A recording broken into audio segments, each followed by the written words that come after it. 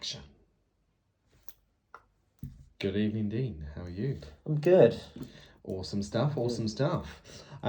Okay, so it's late. I'm going to get straight into it. You know why you're here. I know why you're here. Let's just move straight into it, yeah? It's better when it flows. It's better for them as well because they get the good advice, not just the answers to their questions. Oh, yeah, you've got a point. Okay. What, do you want an intro? Do you want to chat? No, I want questions. So exactly what I said in the first place. So Dean, I've got a couple of questions. I'm sure it'll lead on to a couple of other questions.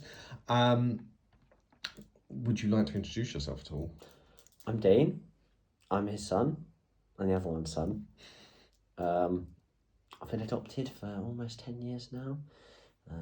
I've not relapsed yet. I've not gone back into adoption. Like that one.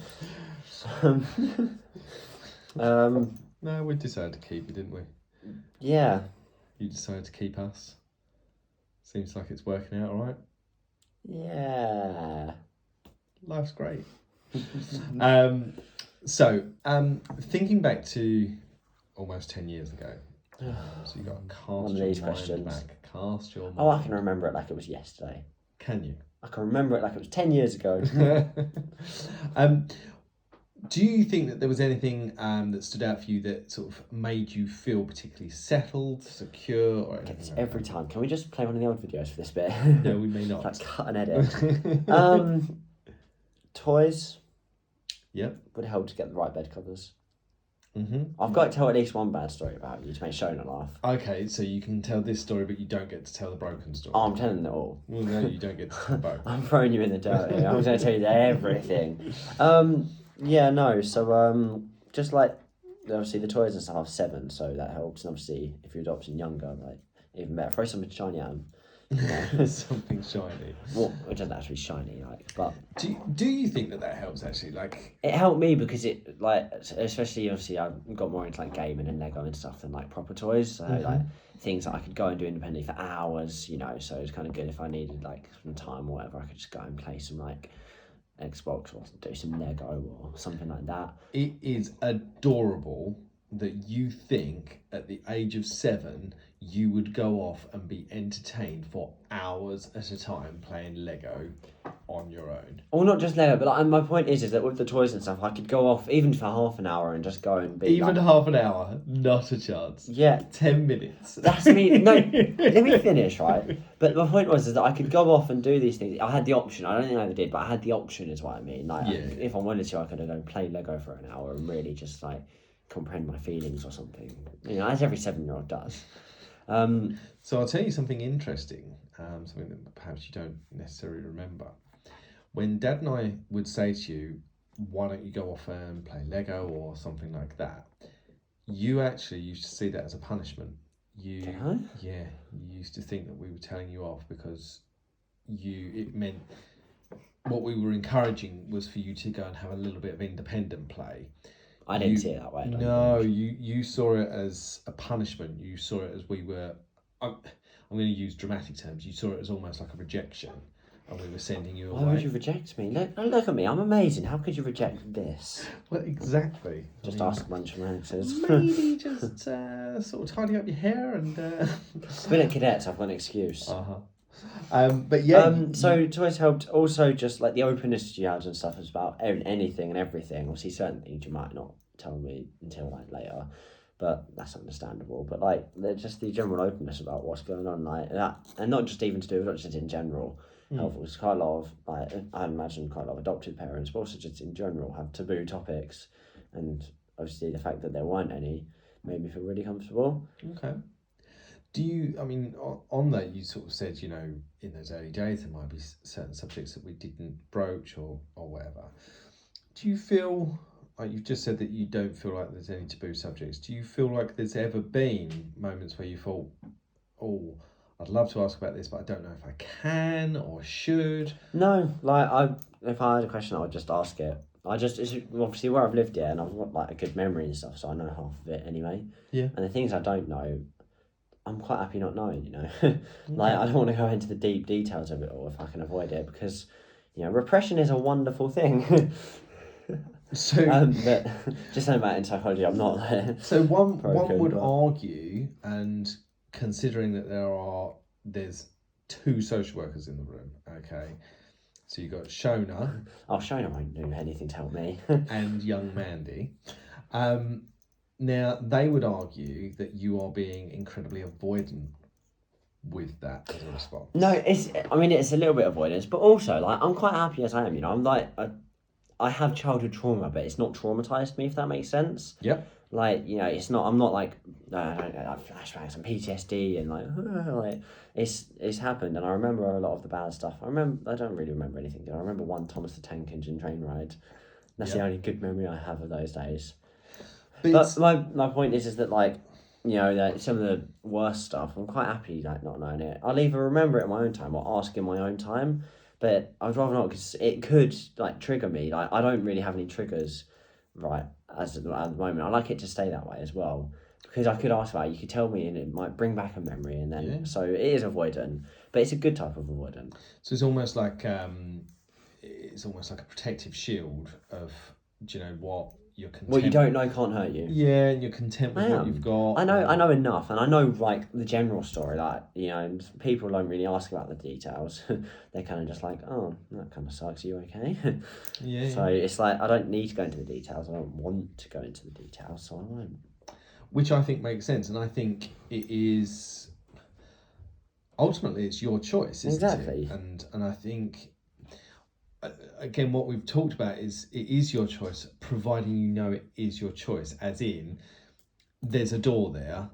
You need to know that at any point in your life, you could walk through. And I think that. you know I know. Like, and if I want to tomorrow, I know I could just go and ask, like, you know, tell me something bad that happened that I don't know. Yep. But I don't think I will, because I'd rather not. Because even if it doesn't affect me, like, for a long time, it would probably have some short term effect. You know, I'm in A levels. I can't afford that. Wait till I've dropped one. So it is avoidant and all that social worker nonsense. But it's good. It's like, avoidance isn't always a bad thing. You don't even need to say it that way. Avoidance isn't a bad thing. Sometimes it can be, though. And what I mean is, it can be, like, detrimental. Not it's a bad thing. Like, it's good. Like, we're all avoidant to some extent, but it can be detrimental to development sometimes. It hasn't been for me, I don't think.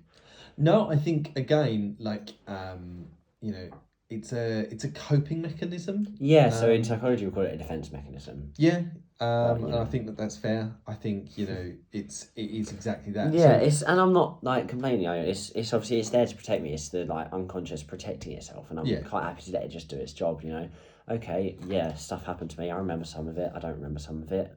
Count my lucky stars. I don't remember some of it, to be honest. Because I wouldn't want to remember things like that. Like, I get sad when, like, people die in movies. I think that's going to affect me. Yeah, I mean, that's quite interesting. Yeah. Okay, so we talk today about something called a later life letter. Do you know what that is? I can infer. I'm assuming it's some sort of letter that I read later in life about what's happened and, like, my past or whatever. Yeah. Kind of like when you used to do the Dumbledore letters and we had to wait till we finished the books where you told me you died. Yeah. Now, Dad and I have spoken to you about the letter that we have for you. Have you? Yes, and you look shocked every time I bring it up. But yeah, there is a letter. And do I have to be a certain age, or is it just when when you think I'm ready? Yeah, I mean, it used to be the guidance was when the child is 18. At that point, you give it to him. The guidance is now when you feel a child is ready. So Dad and I have been talking to you about this probably since you was about 14. Have you? I don't remember anything about this letter. Voidant. I remember one. The only thing closer I remember is when you went to Italy and you wrote a will because you thought you might die in a boat crash. No, the plane. We were going away and we was like, actually, we best leave a will. We were both going and leaving you here. Oh yeah, that was it. Oh yeah, but yeah, no, that's the only thing that even close that I remember about this. Right. That's either the avoidance or just me not caring. Okay, so there's this letter about what there is this letter, and it would put into adult terms your history, like your life storybook, but in adult terms. So it puts more meat on the bones and things like that. Gets proper gory. No, I'm joking. Yeah, I'm making it. no, but your language is relatively correct in as much as it's a lot more intense. Yeah, I mean, obviously, I've lived it once. I'll probably, Your something life like story that. was probably a PG or 12. Yeah, that's what I'm saying. This is like an 18. Yeah, yeah. As Now, long as I get played by Samuel L. Jackson. so do you think, because obviously Dad and I, we're at the stage where we feel that you are ready to read that letter and have access to that letter? Might make it for like a half term, maybe, just in case. Right. So, Like, because if it, obviously, I might be fine, but if it does have an impact, I'd rather not during school time I have to go and deal with that, or I have to take time off, that, and I know I'm avoiding, but like this letter, like you've spoken to it, I feel a bit like anxious and nervous about it. It's like I don't know if I want to know that, to be honest. Like, and that because is, I do obviously like curiosity, like, and also that's my life, that's my story, but like I feel like it might have an impact on me, so yeah. I think I'd rather leave it can have some time to process it. So just the thought of it alone is making me like sweaty and like makes me feel like I want to cry. So Yeah, no, I think. yeah, I'll leave that for a bit.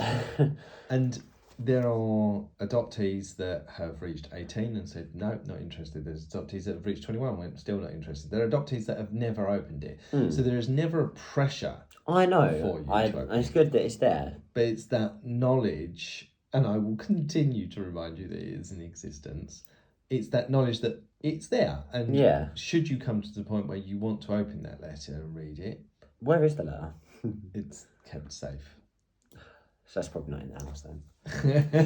Because otherwise, I'd find We've it got by a now. safe deposit box, and but that is your letter. Yeah, I know. And we talked about that. We talked about how children or adoptees might want to access that information. I or do might not because want I to. do, and I don't. I do obviously. I'm curious, like my story, my life, But obviously, the fact that it's making me anxious. I don't get anxious over a lot of things. Like, No. I get anxious over injections. You see me. Yeah, you see how hysterical I got over my last injection I had.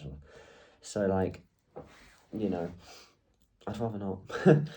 And that is, again, it's your choice, and there is no judgment whether you want to read it or don't want to read it. It's your choice whether you read it or not. We talked today about contact, and we talked about one of the biggest fears for adopters, particularly at this stage of the game. They want to go back to their birth parents, isn't it? Yeah. Yeah, we go over this every time. It's when, if I talk about in my terms, in our terms, so there's that anxiety of, hey, well, if I'm opening that door to Mummy Kylie and I'm keeping that door open for you so the contact is there, Right, I go through and shut the door behind me. Absolutely, and slam that door in my face and go, yeah, thanks, father. Time is done. I'm moving back in with Mummy Kylie. See you later. I mean, that's never going to happen in my case. Like, I would rather live, like, on the streets. Okay. Yeah. Like, I mean, Jaywake is not much better. Like, no offence to anyone from there. I hope you're not. And I'm sorry if you are. But, like, so obviously it wasn't a fear for me. Like, I was mature enough and old enough. Like, I had weird wisdom, I think, when I was younger about this kind of thing. I was still an immature 7-year-old, but like a deeper understanding of like, I say life very loosely, but you know what I mean? Like, kind of just an understanding of what was going on. But obviously, yeah, I get that fear, and obviously it's just about being open. But I think what you can do if you're really concerned is, obviously you can limit contact if you want, like keep it to emails, because sometimes I might do like face-to-face meetings and stuff, maybe like, because obviously you don't have to do that. Do you think there's an argument for, and I'm pushing an agenda here, so I understand. When are you not? But do you think there's an argument for, by us being open about contact, by us being open about Mummy Kylie, your past, your history, anything to do with that and that conversation, and like you said, making you feel like there's no taboo subjects, do you think that has supported you in feeling like, yeah, do you know what, I don't feel like... Oh, definitely. But also, I mean, obviously, I don't know how in-depth you've gone with the episodes about me and what's happened to me. Yeah, I mean, these guys have heard your story. Yeah, so obviously, like that, I've had some pretty bad stuff happen to me. Yep. and that's them. That is like that section of my life. That there's those people, and then there's the foster carers, and then there's you guys. Those middle ones are a bit dodgy. And then there's some social workers in there. Like that's Shona. Dodge. That's I can't trust Shona. But obviously, so like, I mean, I'm done with that part of my life now. Like, and I'm gonna say the one that you don't like anymore. But you can't keep moving on with the book if you reread the same chapters. It's not that I don't like it, it's that you use it all the time. Because it's true. You are like a broken record. But anyway, my point is, like, I'm done with that, and I don't want to go back to that, because, like, who would want to go back to that realistically? Like, I mean, but some adoptees do. Yeah, but I mean, if I wanted, like, to meet my Chloe, I would wait until I'm older, so I don't, it's not like when I'm like 8 or 9 and I can still be like coerced into just living with her, because like these days, if I wanted to see Mummy Kylie now, like you guys are my parents, she's Kylie to me. She's not even Mummy Kylie anymore. I just call her Kylie. You call her Mummy Kylie, and I don't know why. Because drop it. All right. Teenager. Okay. I mean, but there are adoptees that do like want to go back. They want to just touch base. Yeah, obviously, and it depends on the stories. But like me personally, there's like there's abuse and like trauma there, so that makes me definitely not want to go back. Yeah. Like. So, and obviously if there wasn't abuse associated, it was just like, like dropped on a doorstep or like other issues where the kid hasn't suffered as such. Like, I get that, especially for parents, adoptive parents, could be a major concern. Yeah. But I think it is just about being open, but reassuring them that you're their parents, you're there. Like, it's that film, what's it called, Instant Family? There's the older girl, like the really goth one. And like she keeps wanting to go back to the other mum, but they just have to keep confirming that we love you. You're our daughter, like absolutely that kind of thing. That's a good film. You should watch it. True story. Instant Family. But yes, I think it's just like letting them know that you are their parents first. Yeah. Okay. Yeah. No, I like that. Equally though, don't shut that off, because obviously, if they're deemed fit, they probably don't quite know how it works, but can kids go back to their birth parents if they're like deemed good enough? Okay, so I'll talk through the basic legalities. So once we submitted our adoption order, was that when I posted it on the bridge? Got the option to throw it off. I really wanted to throw it off, not to not get adopted, just because I wanted to throw something off a bridge. But once we do that and it goes to court, and the court then sort of agrees, that adoption order is then granted. We are then your legal parents. Yeah. Cannot be reversed. Okay. Really? Yeah. Now, can I not get readopted? Shona and I were talking about this the other day, actually.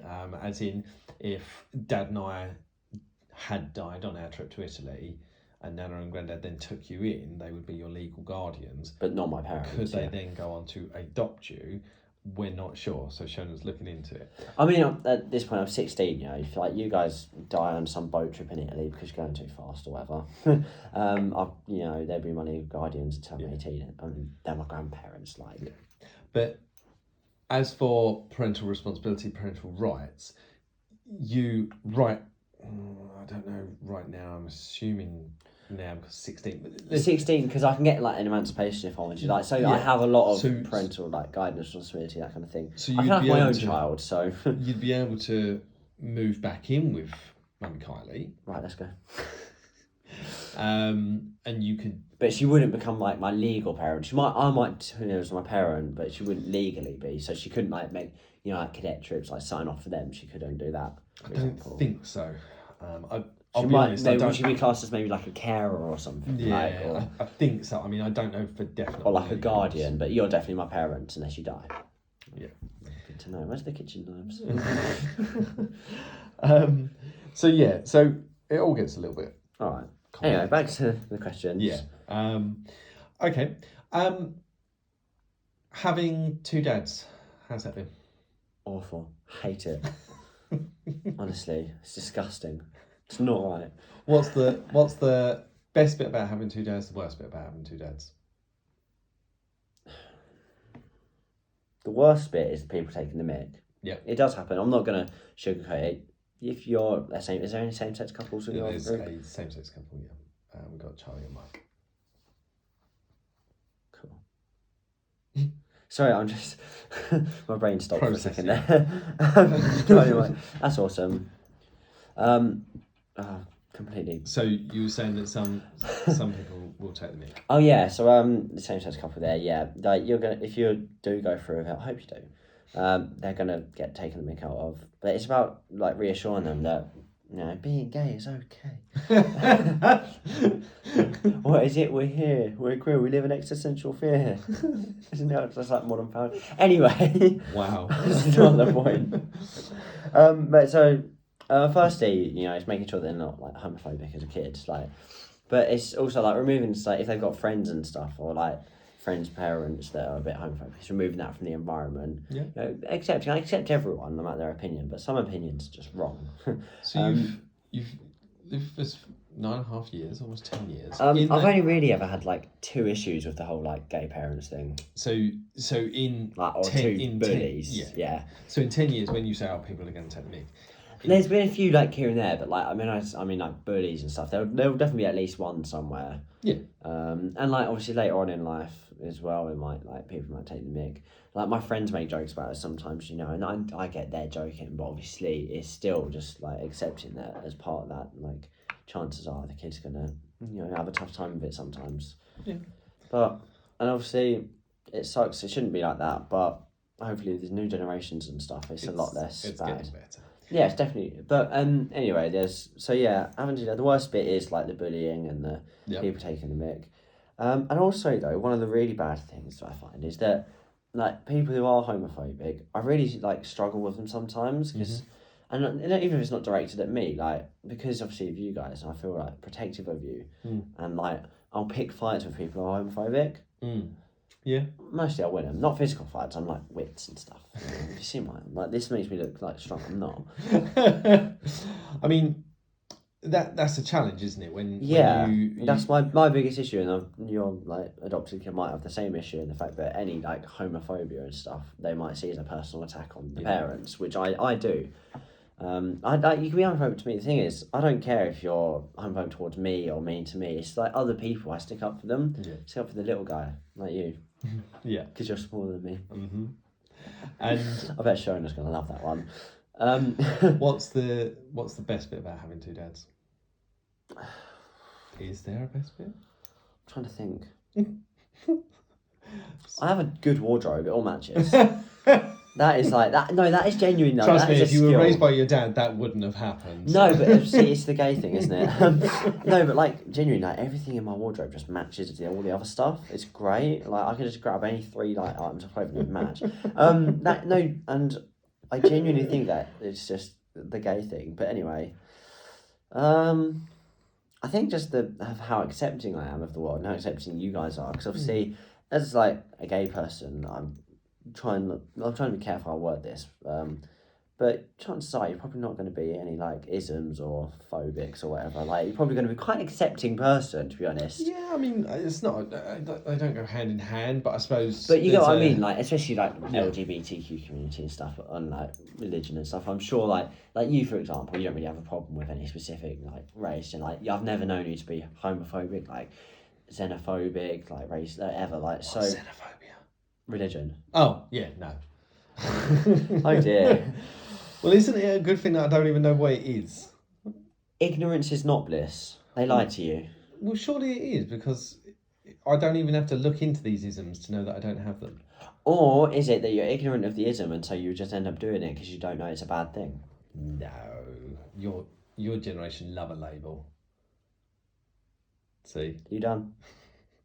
Anyway, so yeah, obviously, like that's one of the best bits. Is just like how accepting I am of the world. Like, you know, I've given a lot of people a lot of chances in my life, and I probably shouldn't give them as many chances as I do. Sometimes it pays off, sometimes it doesn't. Dumbledore always agreed with giving people a second chance. Yeah, but I'm talking about like 3rd, 4th, 10th, 20th, like. Oh, I need to talk to you about that. You need to be, I'm not talking about like relationship. You need to be a wise, lot more like, judgy, my friend. I'm plenty judgy about it. I don't suffer in silence. Like, Do you think I'd suffer in silence? Shona, do you think I'm suffering in silence? No, but what I mean is like, so, you know, I'm very just open to like everything and everyone. Like, okay, you're this religion or this like gender or this race or this like belief or whatever. Okay, cool. And that's a really nice view of the world, I think, to have. And you guys have it. The other one's a bit worse for it. You know, he's... Don't get him drunk. But, yeah, no, so I think that's one of the best bits is like accepting kind of everything, everyone. Cool. Okay. Any other questions that you can think of? Any thought? I know it's late, but I don't care. I'm liking this. So, come on, throw another question at me. Love the spotlight. Don't raise my case. What's been the best bit about being adopted? I think that's a pretty obvious answer here. So I'm going to go with not the obvious answer. One of the obvious answer is like, you know, being away from like abusive parents. That's pretty good, you know, in the grand scheme of things. I mean, it's cool because I have like a celebration day where I basically just get something free on a random day for no reason. Like a second birthday. I'm like the Queen. You are literally speaking a million miles an hour. Let me... I get my celebration The only person day. in the room that will hear you and understand you is Shona because she has adult ADHD. Yes, Shona. That's going to be me in a few years. So the pair of you would get on fine. We do. But so what I said was that I get my celebration day, which is like the official day I got adopted at the court and stuff. Mm-hmm. So I was like having a second birthday, like the Queen. Being raised by queens, it's perfectly fitting. But yeah, so obviously like that's quite cool. But being more like emotional, you know, in touch with my feelings. You know. I'm a man, I don't have feelings, do I? But I suppose it's nice that I kind of like have a deeper connection with you guys as parents, and I think I would to just standard parents. Because it's like, firstly, you picked me, you know, that's great. Someone says my parents didn't love me, I say, well, I got picked by mine, you didn't. Yeah. That's pretty cool. But also, like, it's just because obviously you guys have done me a solid, you know, like adopting me. So, like, no matter how angry, I'm always still going to be there if you need me. Like, and that's never going to change, you know. I'm not going to be like that guy out of Home Alone that didn't speak to his family and then almost killed Kevin. And vice versa. Yeah, no, I think like there is a deeper like connection, like emotionally to you guys. And also it's really funny to like freak people out because I look so alike to you guys. Yeah. And people are like, "Are you sure you're not related?" There's a photo that comes up on our photo reel, and the first time it came up, I was like, I don't even remember taking that photo. And I got closer, I was like, that's because it's Dean. Yeah, isn't it? Like, so yeah, I think it's just that deep connection is the fact that like you guys chose me, you know, I chose you in my own way, and like there was just that kind of there was the whole like build up. It's not like when you're born, you know, you're not born and then you're born and they're your parents. Whereas this, it was like I got to know you a bit. I got to like kind of be like, okay, these guys are cool. I vibe with them. So there's just a whole like it's the selection process. It's like choosing a new car. When you did move in, what helped you to realise that this was forever? This wasn't going to change, and you were. I mean, I knew from like the start that it was just probably forever. Like, and obviously at the time, like when I first got like moved in and stuff, I didn't know about like the paperwork I needed to submit and stuff. So I thought this was it. So I kind of just like resigned that fact. I guess it was just the fact that you know I called you like dad and father and all that. It was dad and dad. No, we don't do that anymore. But that's what you did. What's the level of joke I'm allowed to make? Because like I have a joke I like to tell. Why I don't call you that anymore? But I don't know if it's not that bad. Try it. Okay, so basically the reason I don't call him daddy anymore is because I can only have one daddy at a time. Unbelievable. He's laughing in the other room. He loves it. But forever. So it was obviously like calling them like dad and stuff, and father and like you know and the familial affection and all that was nice. It was like forever, and I think just kind of we were a family essentially from the off. It wasn't like you know it wasn't like awkward or whatever. It was just you and my family. Yeah. You know, like we have dinner together. You take me to school, pick me up, ask me about my day. So there was just a lot of time spent. Yeah, it was just it wasn't like act like a different family from any other family I've seen. Like it wasn't like you know it's not this is my adopted son. It was never this is my adopted son. It was never these are my adopted dads. It's just like you know these are my family. This is my parents. This is my son. Like it was the fact that we were just a normal family. Yeah, mostly. Awesome. I am going to end it there. Oh, because it is my late. spotlight. would you like to conclude with anything? Don't be afraid of your kid. You know, they might throw shoes at you for 10 hours. Have you told them about that? I have. Okay, yeah. If not, him for a treat. But yeah, it's so like, you know, it's got to be alright. Like, we've been like parenting children for millions of years right now, like thousands, millions of years. You know, you're gonna like do alright, to be honest. You know. Also, get them a console to distract them. Worst advice ever. No, because right, if you get them a console, then you get fed up with them. Instead of having an argument, you can be like, "Do you want to go play some Xbox for a bit?" And Oh cool yeah, off. because that's exactly how that works. Get them an iPad. You've just been such an absolute terror. I tell you what, why don't you go off and have a play on your Xbox, because that'll be really good for your behaviour. I get that, but Right, it's obviously a joke, right? You are not. You're gonna be fine, all right? You're gonna ace this. You're gonna do it. You're gonna be amazing. That's me done. Lovely. Thank you very much.